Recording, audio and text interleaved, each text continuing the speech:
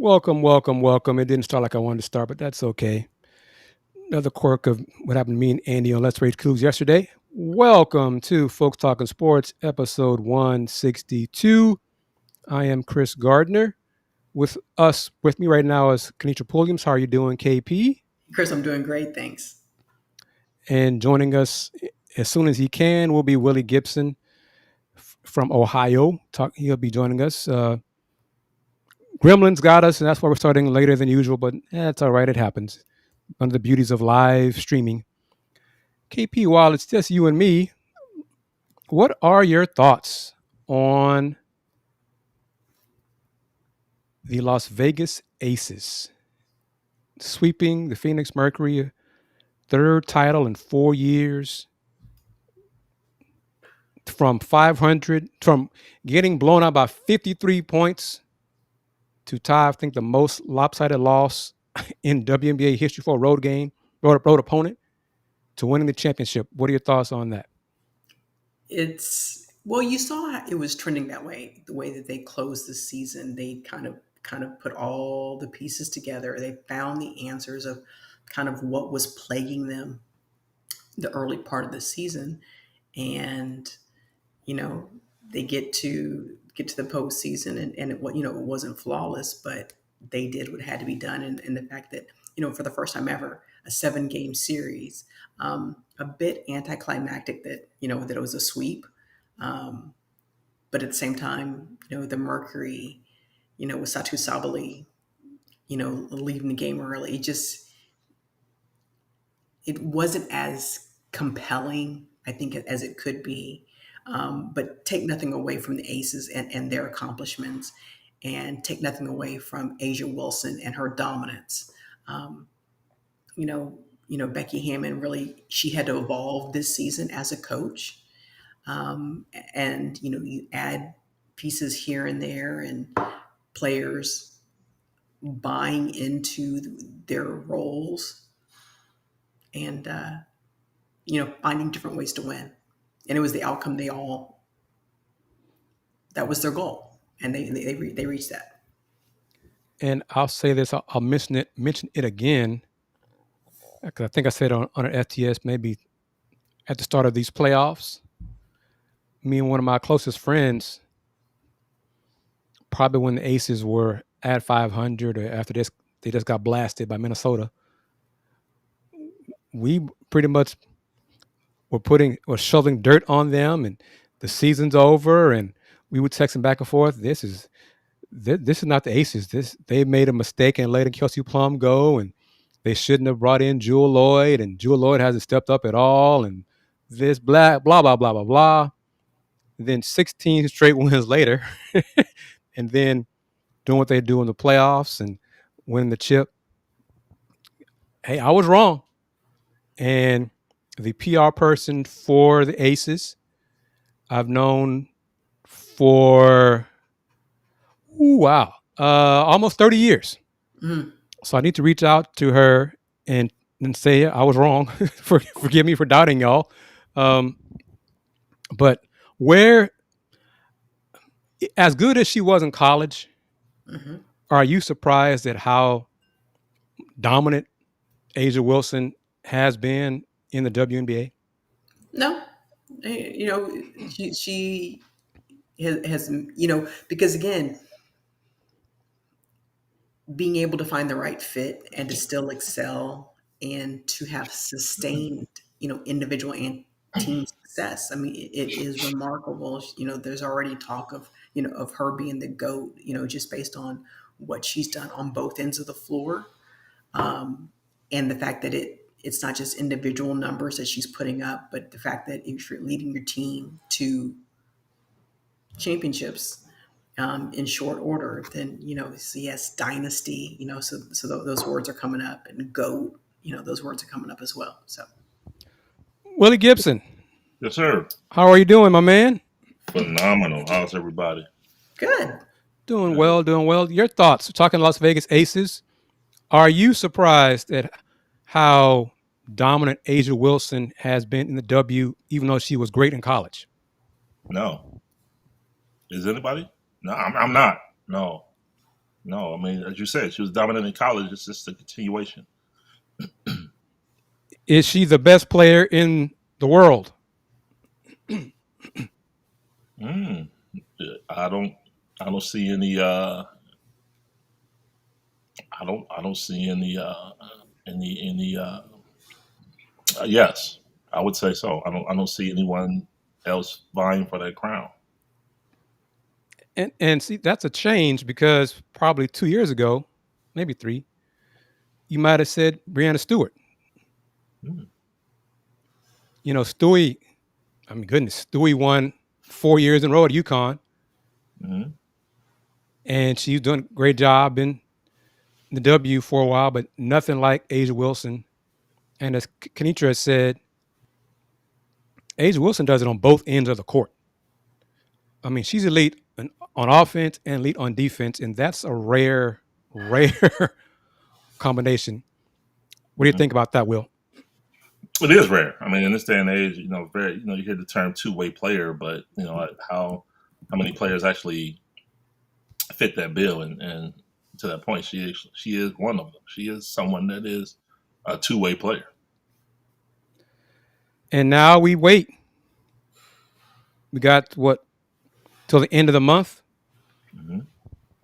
Has anything changed for either of you regarding your opinion that the union and the owners will reach an agreement before the deadline of October 31st? When's the season start? What is it? Yeah, May? exactly. Right? Is it May? Exactly. April? Yeah. Kennetra? I mean, I don't have my tambourine handy. Do you have a tambourine sound effect? Mm-hmm. I don't think I do. Okay. All I got maybe is the little. This is all I got. See, like, I don't know how do I play it. I'll have to figure out how to play it. The drum roll. That's about all I got. Yeah. Hey, Miss Wanda. So yeah, let me. That is one thing I haven't done on here very much. So let's see. That is drum roll, drum roll, drum roll. Will, I see what you're wearing there. Yeah, I had a little alumni, but I had some James Franklin stuff earlier. So I'm trying to figure out somebody to pay me $48 million to go away. Man, amen, brother. Amen. All right, here we Make go. that happen.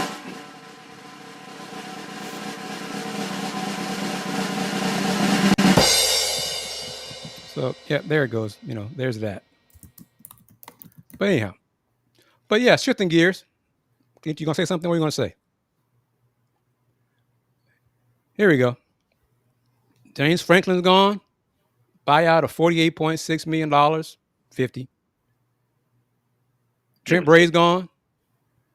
Mm-hmm. Who's next? I didn't have James Franklin as the first Big Ten coach to get fired this season on my bingo card. Yeah, when you texted me, how long ago was that? A week? A couple weeks. Because he was not among the options. Of course, then losing to UCLA happened. UCLA and Northwestern happened. That'll do it. But just, Will, your thoughts? What have you heard up there in Big Ten country about Penn State biting the bullet on this and saying, yeah, you got to go, sir, right now? Yeah, they couldn't wait. I mean, they gave him everything he wanted. I mean, he pounded the table. I need NIL. I need facility upgrades. I need this. And they gave it to him.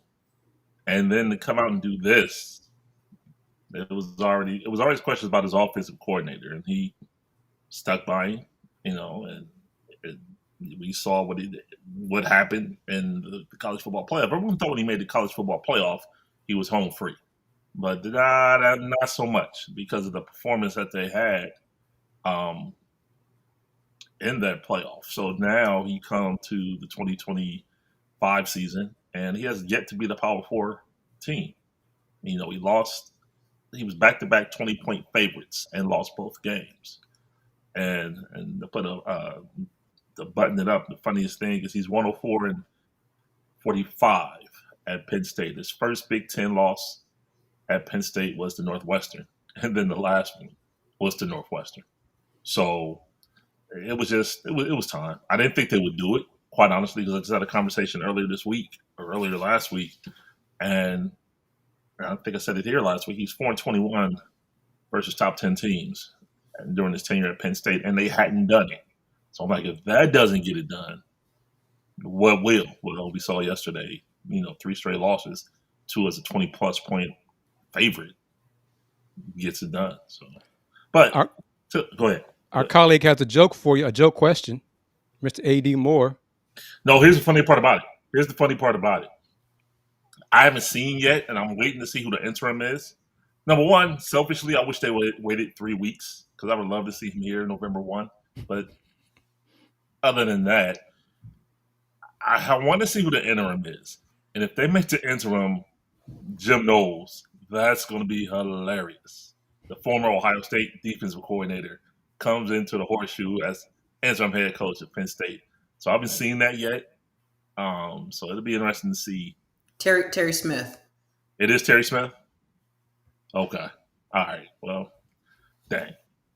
I was being petty. I really wanted it to be Jim Knowles. But we'll see. They still got to come in here November 1st.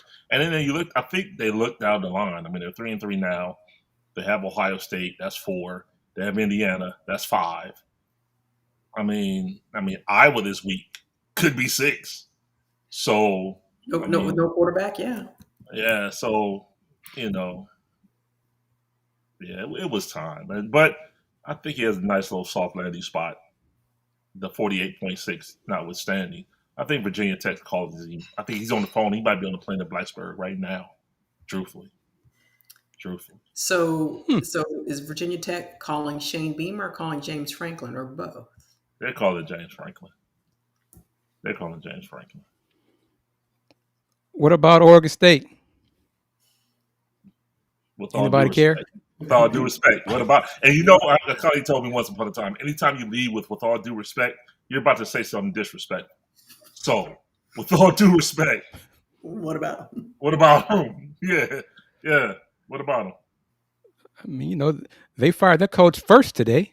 They made their move first. I didn't. And still get overshadowed.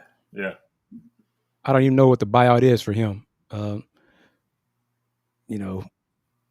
not even sure if I've seen it anywhere.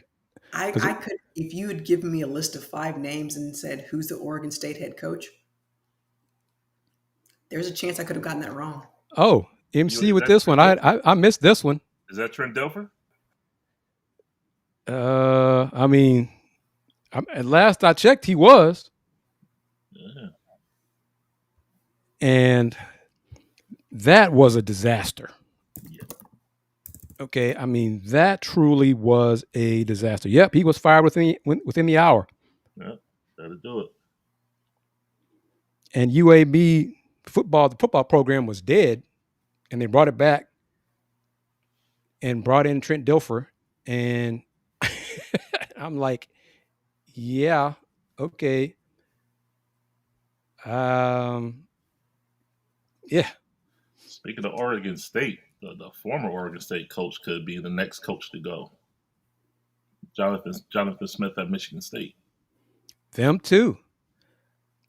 I mean, UCLA. Who knew? Okay. They have talent apparently. Yeah. Or they have someone who knows what they're doing, Yeah. which does help. The right person in charge makes a huge difference.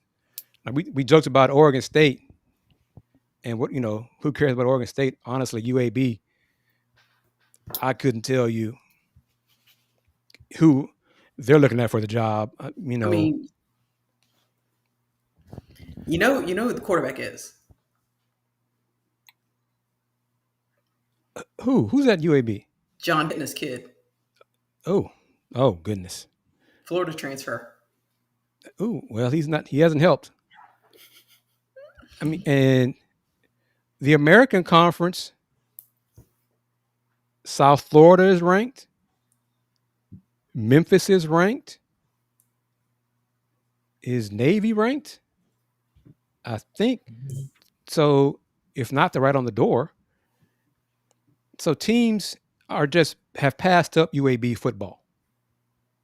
And UAB football, when they made the decision to bring football back, they made, all relative to other leagues, made investments in the program. The results have not been there whatsoever. Not even close. And the irony, I could have bragged on Rice football today.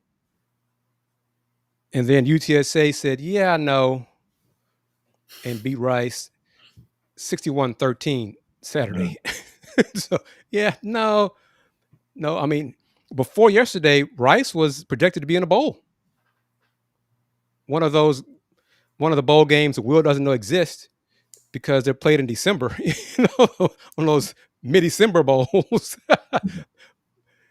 I'm pretty sure they've fallen out of that bowl projections. No. KP, wasn't he the first person I said? Wasn't he my answer to our question? I think so. I think it was. I said he'd be the first one gone. Well, I've been wrong 3 times now. Another person in Florida might be in trouble. He hasn't won a game in conference yet this year. Mr. Mike Norvell. Their defense is just not good. I mean, he's doing less with more than a lot of coaches. And I guess that we could say that about all these guys who've been fired today. Well, except for Oregon State, because it's Oregon State. But James Franklin, as well, laid out the stats on him. They gave him everything he wanted, and he still lost and get booed off at home. Yeah, it's kind of a telltale sign looking at it now, because apparently the AD, who he comes to the locker room after every game, didn't show up post game. And then James Franklin did something crazy. No coach really gives away injury information. But he was quick to tell everybody Drew Allen was out for the season. He was like, now you're like, hey. He was like, yeah, watch this. So he knew. Not his first rodeo. But this leads into, because apparently before he was dismissed today, I had some friends and other folks doubted. I mean, Will, you even said it. Doubted that Penn State would make the move. Yep, I was because shocked. of the buyout. Will, do you think this has anything to do with Penn State deciding to move on? No, I think it was just time. I mean, I didn't think they would do it, because I'm like, if they haven't done it now, before now, like I said, he's 4-21 versus top 10 teams. So what's the incentive for them to do it? But I think it was just more so in this case, it was time for him to go. Kennetra? It was time. Yeah, I mean, fish or cut bait.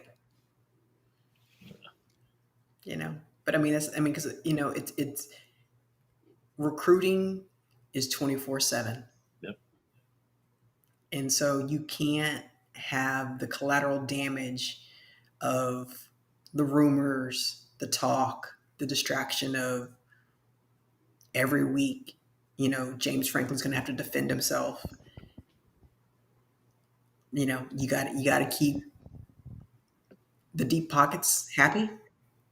Yep. So that the money continues to flow. And, you got to let all these recruits know. What has been, I'm going to read some of Ross Dellinger's reporting about what Will said was inevitable last Sunday on FTS. Big Ten nearing decision on $2.4 billion deal with California Pension Investment Fund in landmark move within college athletics. Over the last week, Big Ten executives and Commissioner Tony Petitti accelerated, their efforts to socialize and finalize. Let me back up one more because that's what Will asked me. What changed? What was? But we'll get to that in a second. Here's the beginning part of it. That was Well, yeah, facetious. we I know. knew it changed, but yeah. But yeah, a California pension fund may soon invest in the Big Ten Conference. An investment fund of the University of California pension system is in negotiations with the nation's largest and perhaps most valuable collegiate. Isn't it, Will? Isn't that a fact? Yeah, not perhaps. Most valuable collegiate athletic conference to infuse about $2.4 billion in immediate, Mr. Moore, immediate cash to its 18 schools and help create the conference's long discussed subsidiary, Big Ten Enterprises. Now, this slide, here we go. Over the last week, Big Ten execs and Commissioner Tony Petitti accelerated their efforts to socialize and finalize deeper details of the concept with presidents, athletic directors, and school board members. Stakeholders of the conference's two biggest brands, the Ohio State and the other team, have warmed to the idea, paving the way for a vote as soon as next week. And this article came out on Friday, right? I think Friday. Yeah. Those with knowledge tell Yahoo Sports. I misread that the first time. I thought it said the conference two biggest brands, Purdue and Nebraska. My bad. And what is so you playing my role today, huh? My bad. Yeah, right, Teddy?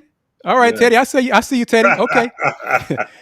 In what is described as a minority investment, UC Investments will provide an infusion of roughly $2.4 billion in a one-time equity distribution to the conference to own a 10% stake in Big Ten Enterprises and receive a cut of the league's annual distribution.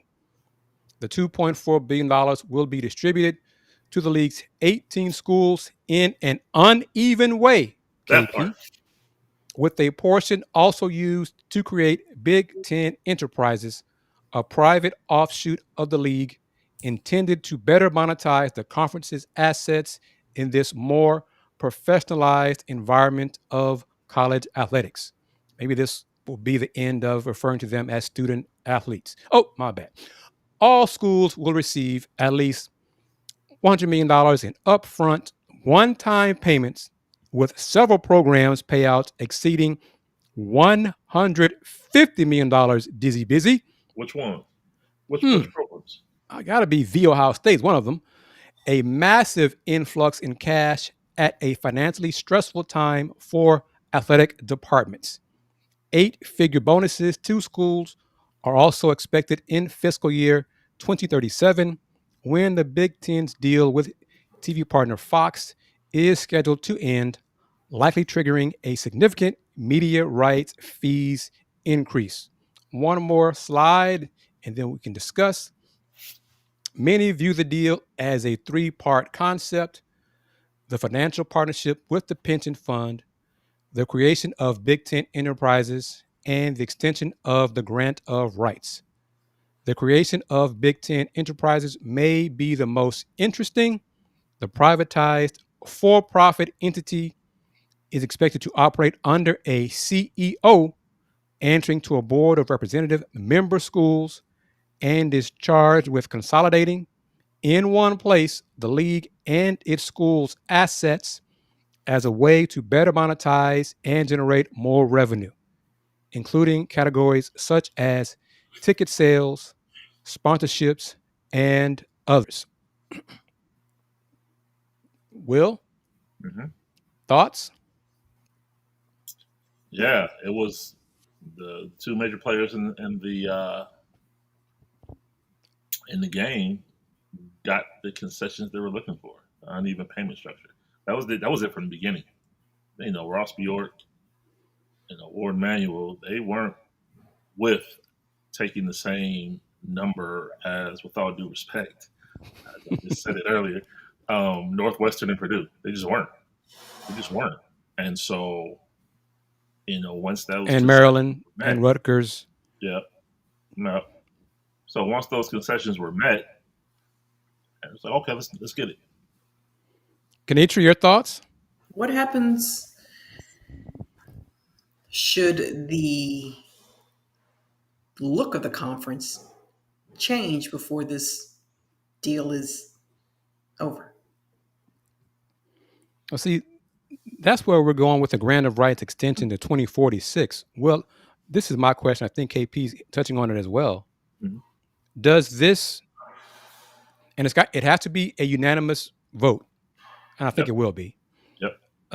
They wouldn't have gone to the 1 yard line for it not to be unanimous. Does this mean there won't be expansion? Does this mean no Miami, no North Carolina until 2047? I think for as for now, yes, I think the only two that they were looking at when this is again under the regime of Kevin Warren were Stanford and Cal to make it an even 20. Once that didn't happen, I think all parties kind of resigned themselves to the fact that it would be 18, and thus going forward, searching for deals to benefit the 18. So never say never. Anything is possible, as KG once said. But I don't foresee it at this point. And if they were, right now people are still up in arms that Washington isn't getting the full conference cut right now, and is that a scenario where they do it and maybe you come in, we bring you in, but we give you pennies on the dollar for the rights or for the opportunity to be a part of the Big Ten enterprise. I don't know, but we shall see. And AD's bringing this up. I'm not sure how serious Saudi money was considered for the SEC. They're considered other folks as well, but Utah and Texas Tech hold out hope of joining the Big Ten. So does this agreement, impending agreement, kind of squash that move? And they're, everybody wants to be a part of the Big Ten. UH wants to be part of the Big Ten. See what I'm saying? You named 5 schools in 3 seconds.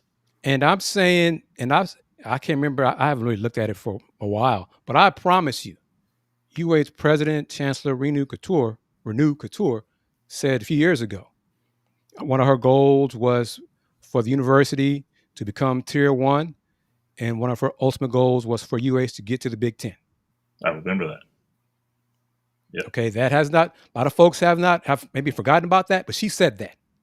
I've said that here on FTS in the past. And that's her ultimate goal. I don't believe that's changed. It may not be in our lifetime, but that's her ultimate goal. We shall see how this all plays out. But I want to flip the script a little bit and go to the Big 12 and Brett Yormark's take on private capital. And I want to do something. First, y'all know this. Let me post this.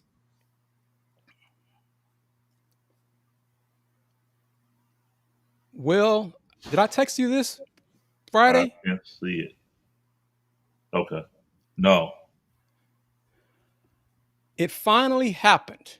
I think I sent it to you, KP, right? Yeah. Miss Wanda, AD, Dizzy Busy, MC, everybody watching on YouTube, Facebook, Twitch, LinkedIn. The Big 12 Today radio show that's on TuneIn, weekdays, Monday through Friday, is now, as of October 9th, also available on TV or streaming via the Big 12's Fast channel. Will, remember the channel you couldn't find? I'm saying, which one is that? When you tried to find it live on FTS last fall. Was it last fall? Yeah, it was. Yeah. So they're finally simulcasting the Big 12 Today radio show, the original 7 to 10 times the live show, on its Big 12 Studios, Big 12 Fast channel on Roku, Fire Stick, so you can watch it. Okay. Mm-hmm. So one of Now, the sad thing is how I found out about this was not via email. I did not get an email from the conference office, nothing like that. I just happened to, I think someone posted on social media, hey, check out Commissioner Yormark's interview he did with, and I was like, oh. So I found it, and then I found this Twitter post saying that they have launched Big 12 Today on Big 12 Studios. I was like, oh, it's about time. So I was happy about that. Now, during Commissioner Yormark's interview with Ari and James, he discusses his thoughts, take on the Big 12's research into private capital / private equity. So I'm going to play that audio, about 2.5 minutes long, and everyone listen to it and give me your thoughts on what he says Commissioner Brett Yormark from the Big 12 Today show on TuneIn, but also stream now on Big 12's fast, free, ad-supporting TV show. This was on October 9th. So here we go. Let me close this and play this. If I can find it. Where are we going here? There we go. I'm going to take a step back. You know, when I got here as commissioner, I realized it was incumbent upon me to explore every and all options to best position our schools and, for that matter, our conference. Looking at capital was one of the things I felt was critically important. And we did an exploration of all the different scenarios that could unfold.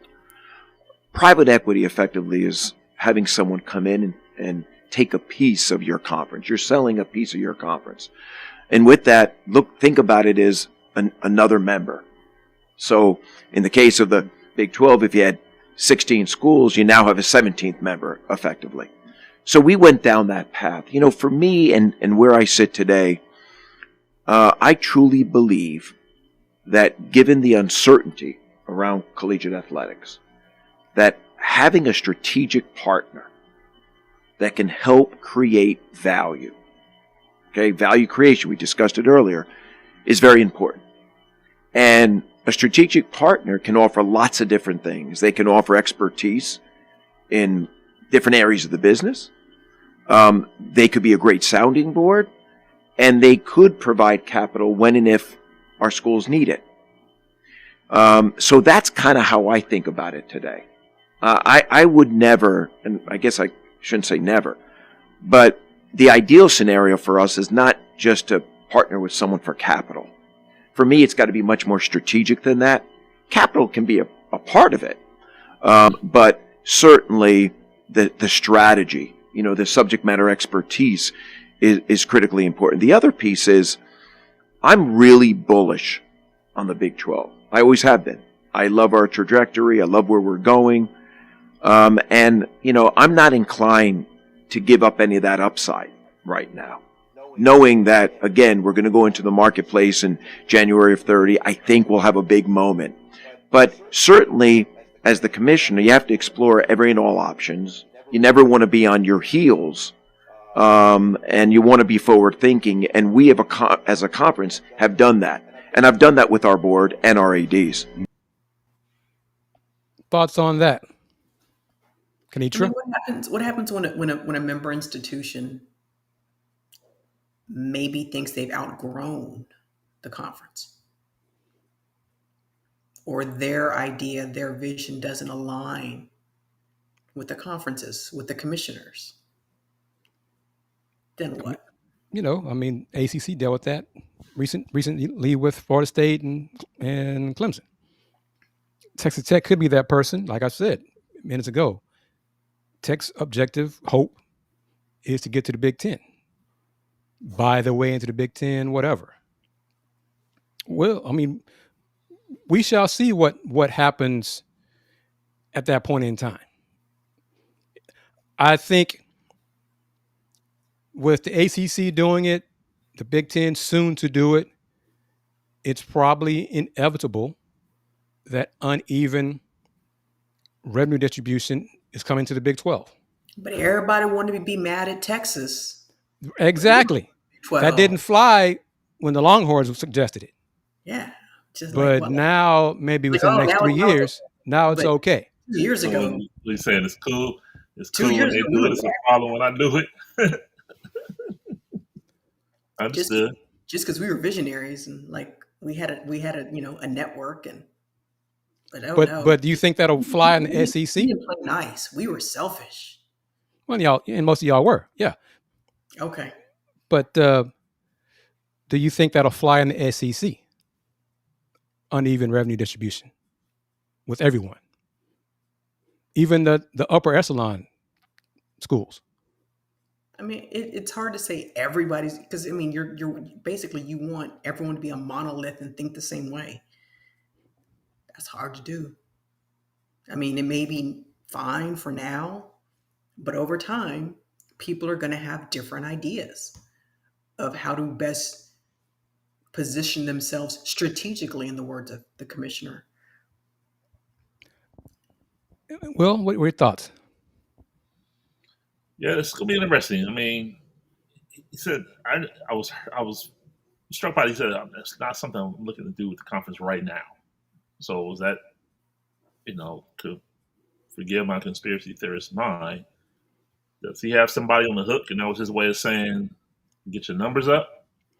Well, I mean, he wants this. Commissioner wants this. He's been pushing for it for a year and a half. Right. So knowing that he's wanting this, to say, oh, it's not something I'm looking to do right now. Nah, but why? Somebody that tells me he's looking for somebody to get their numbers up. Money talks. Yeah. Well, but also, how can I be as polite when I say this as possible, even though that's not really my way? That's what I'm like. Why now? But no. Some of the presidents aren't agreeing with him. Mm. So, to borrow a phrase from you, conspiracy theorists might wonder, once the Big Ten votes to get their deal done for private equity, will those presidents who had doubts call up Commissioner Yormark and say, oh yeah, Brett, remember that idea I was cool on about a month ago? Give me a call back. I'm kind of warming to the idea now. Mm. Maybe that will happen in the next 4 to 6 weeks. Who knows? It would not shock me. Part of his interview with Ari and James, he also said, KP, you'll love this. I'm not really looking forward to seeing it, but he said, I think they're going to try to implement it next Tuesday and Wednesday at the Big 12 Media Days for men's and women's hoopers. Kind of a red carpet fashion show kind of thing. More for the as he says, the student athletes trying to tell their stories, allow them to showcase their brand, who they are in their fashion, with their attire. He said that. I don't know if it'll be able to be done next week, but for sure next year. But that's one of the ideas he has for more storytelling for the players. Whatever. It's hard for the teams who are flying in, flying out same day. Well, those who come in the night before, to where you can prep and have your glam squad, then that's fine. But if you're flying in and you're like literally you're waiting on a flight, whether you're flying in commercially, because there are a lot of teams flying commercially more so than in years past. Mm-hmm. You're flying in commercially, and you better hope that, especially with this government shutdown and TSA agents and air traffic controllers, you don't know that flight's going to be on time. But I need to make a phone call and ask some folks over at UH, because the men's team, I think both team, women and men, are flying in the day of. Mm-hmm. Women's team is flying in Tuesday, men flying in Wednesday. They are. So I need to ask them. I said, do y'all know about have y'all been informed of any plans for like a red carpet fashion walk kind of thing? Yeah. And get their And answer on that. they're flying privately. So when I heard him say that, I was just like, oh man, really? But it's not my generation. I mean, I don't care to see the orange carpet walk and the W. I don't care about the fashion statements, the players making the NBA. None of that. There are social media accounts for in the pro leagues for fashion, for kicks. I don't care about the shoes these folks wear. I don't care about their fits. None of that. But that's a thing, Will. That's a thing for these younger players. And okay. I mean, it's all part of your brand. You're going to promote yourself. All right. Tell me when the game starts. Mm-hmm. Right. That's what I care about. But it's not for us. So even if it's implemented next year, there will be young people hyped up, looking forward to getting their fines and their threads all together and with the shades or whatever all decked out. And, like, yeah, no, thank you. But that's a thing. Boy. So that's really all I want to say on that. I'm looking forward to it. I'll be there next Tuesday and Wednesday, hopefully on time, as KP said. Hopefully my plan is to be there early, late Monday night, early Tuesday morning, like 12:30 in the morning, whatever. But I don't want to see a fashion show. I don't want to see any of that stuff. I am just happy that the Big 12 finally is streaming their radio show on their FAST channel. I've been begging for that for 3 months. So they're finally doing that. They're finally finished with the studio. So they finally did that. So now I'll just wait for my phone call or my email. Kris, want to be part of the show? That's what I'm waiting for. Y'all got my number. Y'all got my email. So what are you going to say, Will? I'm on one today. I'm being super petty, but never. Nah, I don't know. Yeah. Hey, if you want a conference where you don't want the commissioners all up in all of your videos, come to the Big Ten. I'm just saying. all in your videos, all in your tweets, all in your social media streams. Yeah. Come to the Big Ten. Come to the Big Ten. Golly. I'm just sitting here listening to all this like, who are we doing this for? Okay, you got the marketing conference, but now it's about the brand and like, come on, man. What are we doing? What are we doing?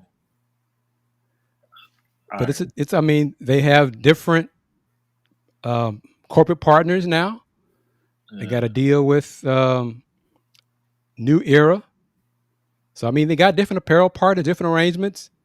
And I shouldn't have even said that plug because y'all not paying me to say that. Mention your name on here, but he's changing he's thinking outside the box in a stale conference.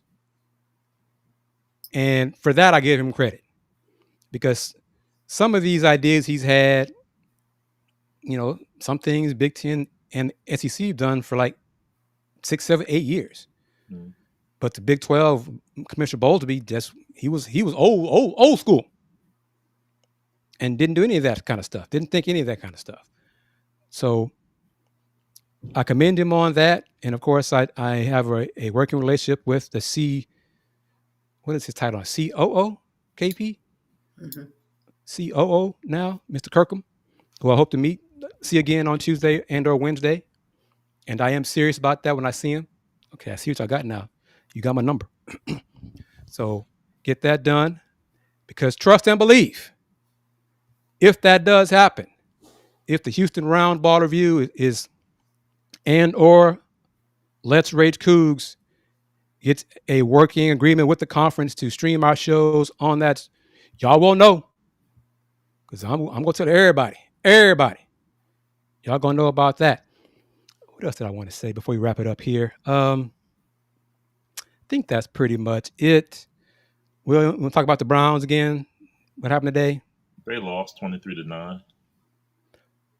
Two more games before the bye.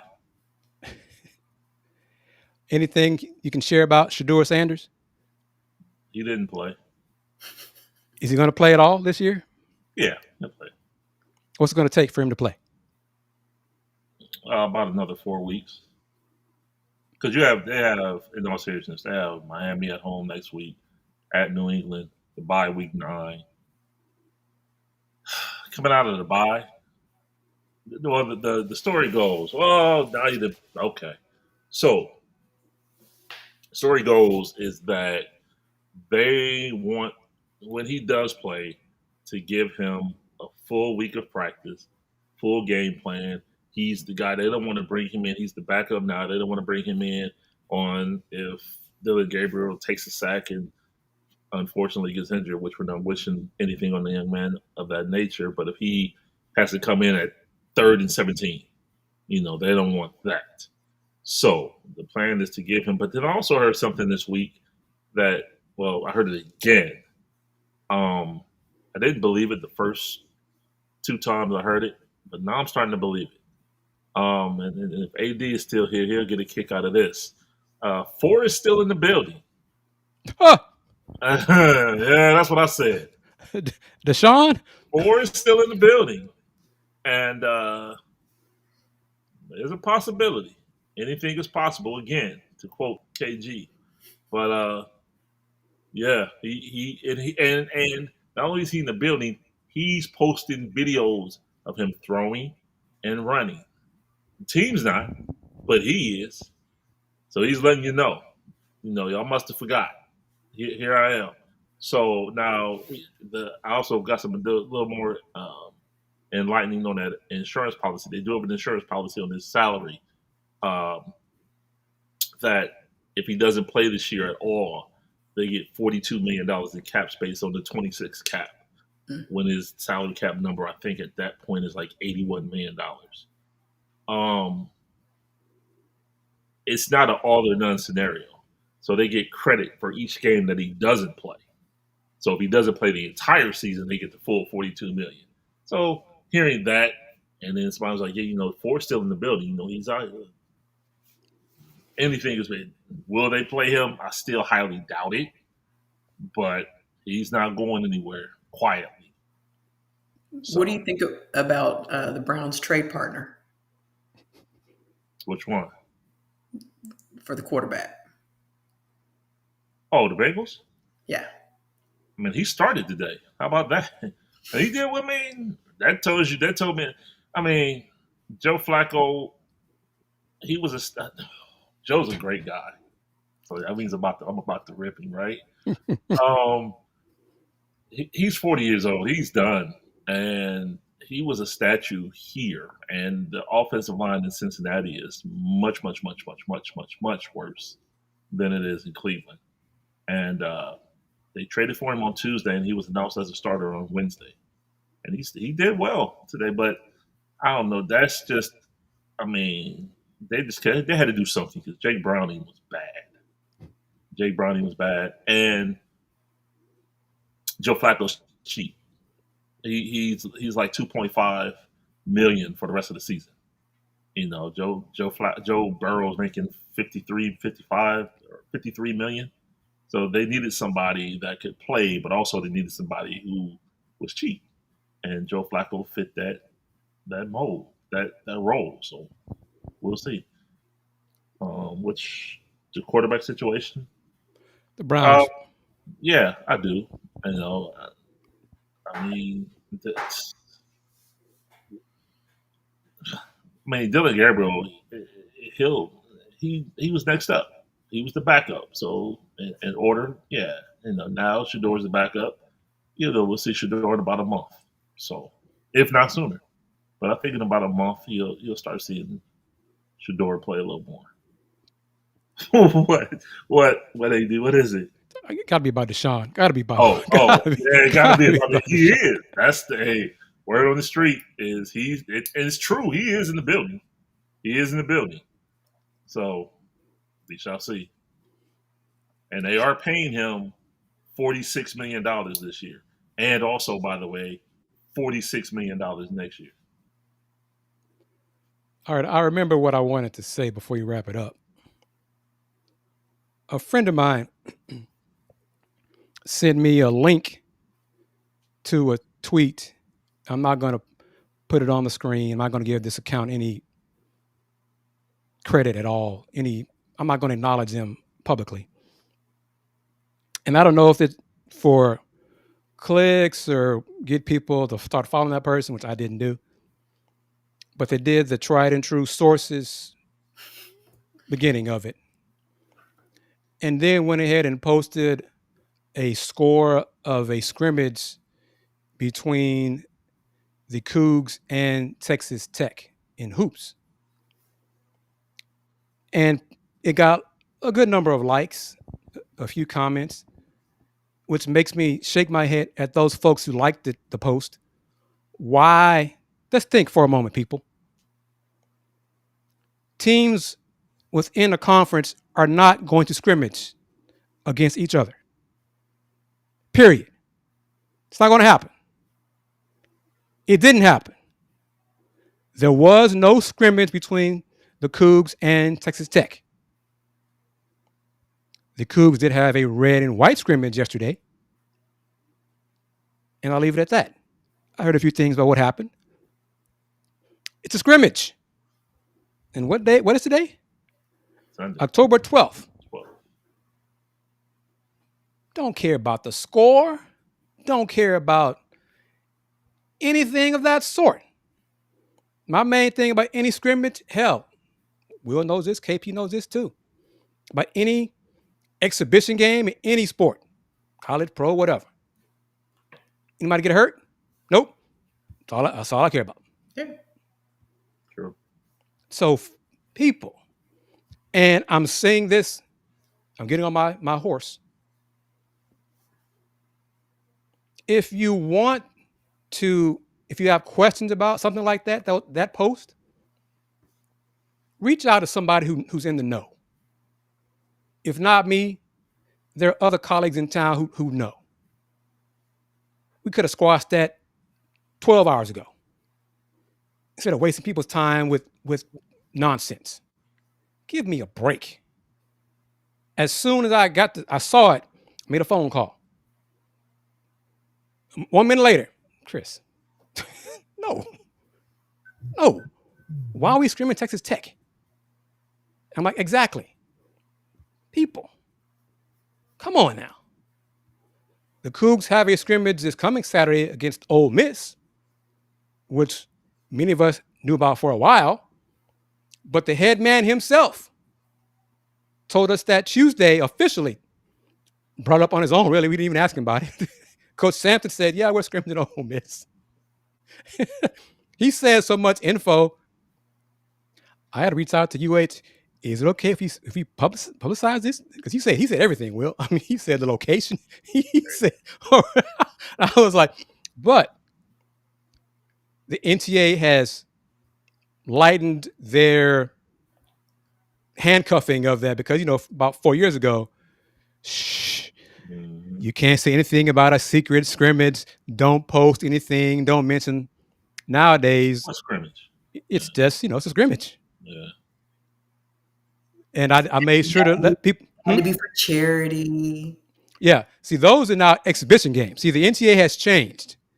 So you couldn't have scrimmages mentioned publicly. Then after COVID, coaches started pushing for, well, would it be okay if we sold tickets for charity to help raise some money for the people impacted by COVID or a natural disaster or whatever? The NCAA, I think, initially said, no, that's not a good look either. And then they received so much flack for charity. Y'all say no to charity? Oh, well, then, okay, we see your point. So they kind of do what the NCAA does, especially under that other guy, previous leadership. But now, fast forward to now, it's okay now to even publicize and mention the scrimmage and who you're playing. But that scrimmage, the Cougs are facing Ole Miss next Saturday. They're having an exhibition game against Mississippi State in 2 weeks on the 26th in Fort Bend. Tickets are sold for that one. tickets are not on sale for the scrimmage against Ole Miss. So that is closed to the public. So again, people, if you want to know, please reach out. Again, obviously, I want you to come to me. Okay? If not me, there are other colleagues who know some things I don't know. Just like I know some things they don't know. But don't waste your time on garbage and clickbait. Come on. And come on. But honestly, why would two Big 12 coaches scrimmage against each other? No one does that. They don't do that in the SWAC. They don't do that in the Big 10, the SEC. They don't do that. Oh my gosh, man. So, and CA37, enjoy the success. I mean, Tech's playing well. Tech's one of the best teams in the country. Enjoy it. I hope they keep winning because they stubbed their toe one time. The committee's going to ban them to purgatory, so they won't be seen again for the rest of the year. So keep on winning. Rowdy Coogs, this question: when will TNT, etc., TV times be announced? Hopefully soon, because media day is next week. So maybe this week, if not next week, we'll know the TV times for the games on TNT, ESPN, and Fox, and CBS and CBS Sports. MC, thank you very much. And I'll say this, and y'all know it, and then we'll wrap it up. That tweet, common sense is not always common. Nope. I'll just leave it at that. All right, Brother Gibson, once I find your screen and do this, the floor will be yours, sir. Thank you, sir. As always. Thank you, sir. As always, I appreciate the opportunity. Find me on social media on the Progressive Crawl States, IG and Threads at Will Knows Sports, Twitter Will Gibson 7, Facebook Will Knows.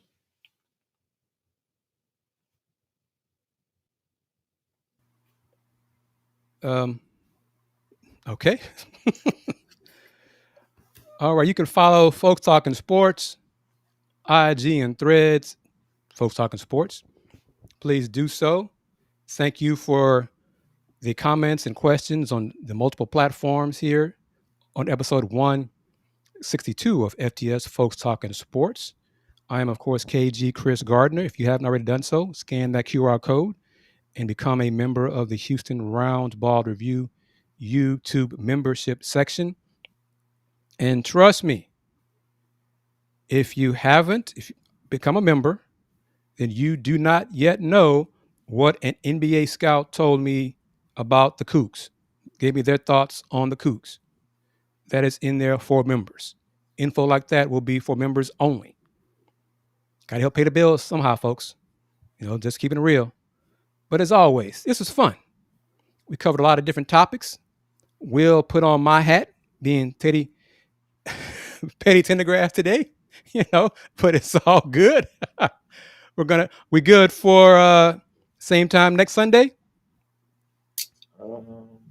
Yeah. We're good? Okay, excellent. KP, you see this? You see that for it? Okay. She is this appearing on FTS is her social media presence. Yeah. This is it. Okay, fine. If you want to find me, I'm on LinkedIn at K Pulliams. So there you go right there. That's what you get. How you reach Kennetra Pulliams is on LinkedIn. That's it. All right, everyone. For Willy Gibson, Kennetra Pulliams, I am KG Kris Gardner, owner of the Houston Roundball Review. Subscribe to the Houston Roundball Review on YouTube. Follow me on LinkedIn, Facebook, Twitch. The show streamed on all those platforms today as well. Until next Sunday when we bring you episode 163 of FTS. Since 1994, the Houston Roundball Review. Local name, global perspective. Everyone, take care. Peace.